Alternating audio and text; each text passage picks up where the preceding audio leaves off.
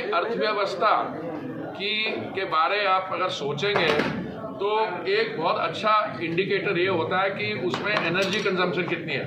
अब ये मान के चलिए अगर किसी भी इकोनॉमी में एनर्जी यूटिलाइजेशन अच्छी है तो मतलब इकोनॉमी इज डूइंग वेल।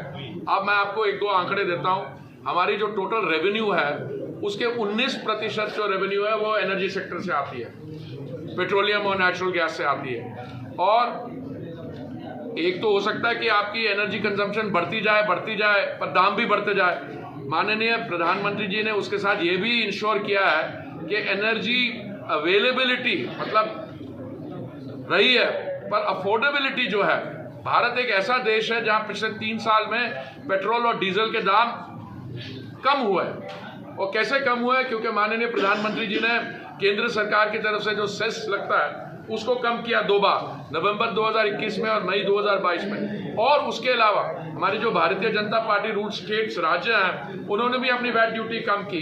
तो इसलिए हमारे यहाँ अवेलेबिलिटी भी रही है, पेट्रोल और डीजल का दाम कम भी हुए हैं और सस्टेनेबिलिटी, क्योंकि हमें फॉसिल फ्यूल से लेके हमें ग्रीन एनर्जी की तरफ जाना है, बायोफ्यूल ब्लेंडिंग, एथेनॉल। जब माननीय प्रधानमंत्री जी ने दायित्व संभाला था 1.4% होता था, आज जो 20% ब्लेंडिंग का टारगेट था 6 साल बाद का, वो हमने अभी कर लिया।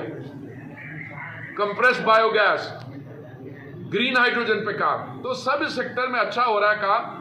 तो जहां पे आप रिफॉर्म की बात करते हैं, मैं समझता हूं जो एनर्जी सेक्टर में काम हो रहा है अभी भी बहुत काम करना है। हमारे को एक्सप्लोरेशन और प्रोडक्शन बढ़ानी है। अब ऐसा है क्योंकि इकोनॉमी बढ़ रही है, 6.5% 7% पे ग्रो कर रही है, तो एनर्जी डिमांड भी ग्रो कर रही है। पर 2006 और 16 के बीच में एक्सप्लोरेशन और प्रोडक्शन में कुछ हुआ ही नहीं। और ये एक ऐसा कैपिटल इंटेंसिव सेक्टर, अगर आज उस पर काम नहीं करोगे उसका नतीजा जो 5-6 साल बाद 8 साल बाद आपको भुगतना पड़ेगा।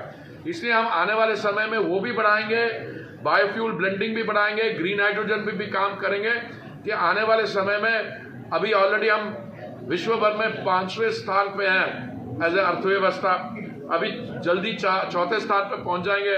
और इंटरनेशनल मॉनिटरी फंड का कहना है 2028 तक विश्व भर में भारत की जो अर्थव्यवस्था 3रे स्थान पर होगी। बहुत बहुत धन्यवाद। सर जनपद में एक अभियान चलाया जा रहा है प्लास्टिक मुक्त पंचायत, ओ जी, जो काफी चर्चा का विषय है इसमें प्रदेश में। सर एक स्ट्रांग लीडरशिप के अभाव में वो थोड़ा सा कमजोर हो रहा है। लीडरशिप तो माननीय प्रधानमंत्री जी ने दी थी, लाल किले से उन्होंने देश को संबोधित करने बोला, उन्होंने कहा हम सिंगल यूज प्लास्टिक को हटा देंगे।